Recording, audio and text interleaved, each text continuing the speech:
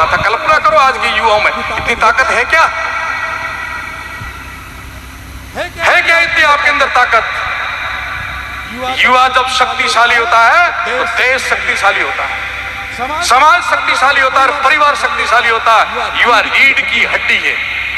और दुख और पीड़ा ये है कि युवा यदि दिग्भ्रमित हो रहा है तो वो नशे में अपने शरीर को खोखला कर रहा है। युवा की कमर तोड़ो, देश की कमर तोड़ो। युवाओं का कमर ढीली करो, समाज की कमर ढीली कर दो।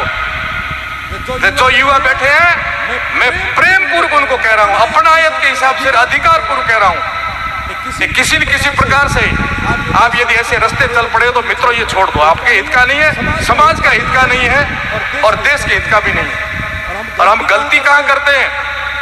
कुछ लोगों को बहुत बुरा लगेगा, गलती वहां करते हैं कि ऐसे व्यक्तियों को हम अपने जीवन का आदर्श मान लेते हैं, जो इस काम का बढ़ावा देते हैं, उसको हम अपना आदर्श मानते हैं और फिर हम ऐसा बनना शुरू कर। वो है हमारे ठाट बाट, देखो तो सही, हम व्यापार में ले आए हैं नशे को, पैसे कमाते हैं भरपूर और फिर भामाशाह बन बैठते हैं, समाज के भामाशाह।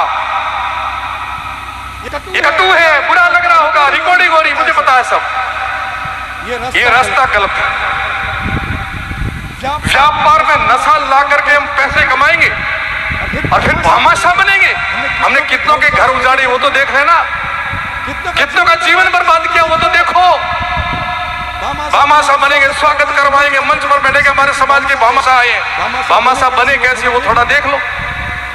और गलती ये होती है कि आपको युवा समाज आदर्श मान बैठता है और युवा आप जैसे बनना शुरू हो जाते हैं। ये भयंकर गलती है। और तीसरी गलती आप सोचते हैं मुझे कोई नुकसान नहीं होगा, बारूद घर में रखोगे तो आग आपके घर में इतनी लगेगी। और ये देख लो, सांचौर से लेकर के फड़ौदी तक एमडी का नशा हमें खा गया। बैठे युवा कुछ जानते होंगे और कुछ उनके माता पिता बैठे होंगे, उनकी क्या हालत है उस परिवारों की। रात को 8 बजे के बाद डर लगता है कि घर का झापा खुला रखूं या बंद रखूं। वो हालत कर दी हमारे क्षेत्र के अंदर, जो कभी कल्पना करते थे यूपी में और वहां बिहार में ऐसा होता है 8 बजे के बाद कोई निकल नहीं सकता। वो हालत हमारे क्षेत्र की होगी, इस क्षेत्र की। ये क्या कर रहे हैं हम लोग? कहां जा रही है युवा पीढ़ी? किसको आदर्श मान रही है जीवन में? जीवन का उद्देश्य क्या है? क्या खा पी रहे हैं, क्या बनना चाहते हैं? क्यों बर्बाद करते हो अपने जीवन को? और क्यों इनको प्रेरित करते हो और क्यों बढ़ावा देते हो? मत दो ऐसे बढ़ावे। गलत काम है किसी के जीवन के साथ खिलवाड़ करना। आप अपने स्वार्थ के कारण, आप चंद पैसों के कारण एक अनमोल जीवन को बर्बाद कर रहे हो। और एमडी का तो इतना खतरनाक नशा आ गया है कि सब नशों के ऊपर पानी फेर दिया इसने। वो किसी को नहीं देख रहा, बहन को नहीं, बेटी को नहीं, भाभी को नहीं, माँ को नहीं, बाप को नहीं, किसी को। आपने देखे कितने कत्ल हो गए अपने जिले में हुए, पास में सब जगह हुए। किसने किए? वो उनके घर में हो सकते तो कल आपका बच्चा नहीं कर सकता क्या? आपके परिवार का नहीं कर सकता क्या? यदि इसी लाइन चलेगा निश्चय वो भी होगा। इसलिए कटु सत्य है। मैं संत हूं इसलिए मैं कह रहा हूं, मेरा कहने का धर्म है, आपका मानने का धर्म है। मानो तो आपका भला है। इसलिए युवाओं को दिग्भ्रमित मत होने देना। वही आपका जीवन है, वही आपका आधार है। वो देश का भी है, परिवार का भी है, समाज का। और सामाजिक स्तर पर जितने आप बड़े बुजुर्ग बैठे हो, युवाओं के अंदर यदि भाव आता कि हम नशा मुक्त करेंगे समाज को, तो आप ये साथ देना।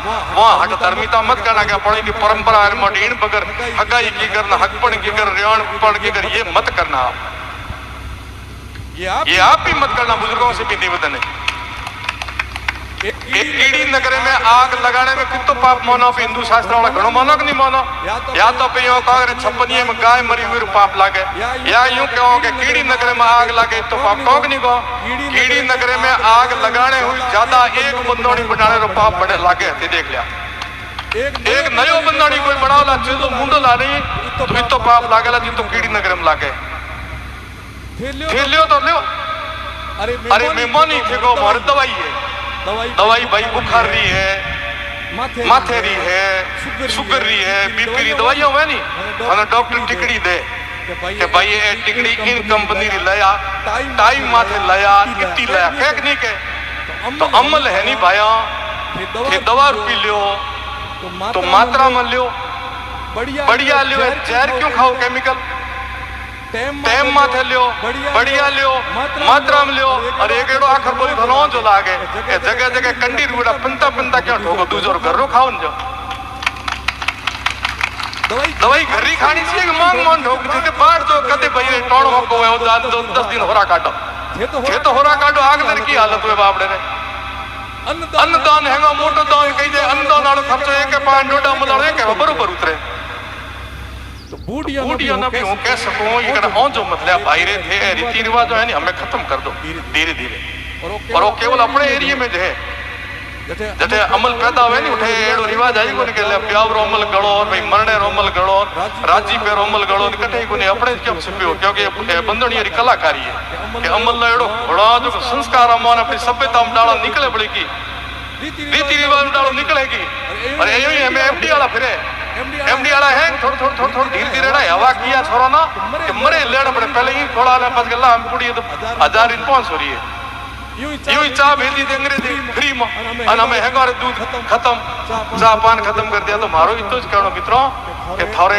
नशे में थाने दूर रहनो है वो तपो भूमि है इन पुरखाराम जी तप कियो उन तपरो फल है इतना बड़ा संत आज मंच बांधे आया थे लोग इतना भावू आया हमें इन बात न वहीं ले जाया हो सके थे मारे प्रति कम श्रद्धा हो या न हो मारो कोई विषय नहीं मैं तो मारो धर्म निभा दियो मारे तो अयम निज परो वेती गणना लघु चेत साम्या मारो नहीं है ये छोटी सोच मारी नहीं है मारा हेंग थे मारा मैं तो मारे हिसाब कह दियो और मौन नो थाने मौन नो ला तो थाने फायदो है टाबरो ना नशे में दूर रखा थे सत्संग में जाओ तो संतोरी जो बात होए उन गुण में ले जाया आप रे कोटी बैठने रो कोशिश करया कि हूं जीव आत्मा हूं हूं किन हाणु आयो हूं और भरमो जियो हूं आज और काले मर जाई एक अंतिम पल आवेला इनकार मौत ने याद रखजो भगवान ने याद रखो और खुद रे कोटी बैठजो कि हूं कौन हूं आत्मा हूं मैंने भला कर्म करना हूं जातो रही थोड़े दिनों में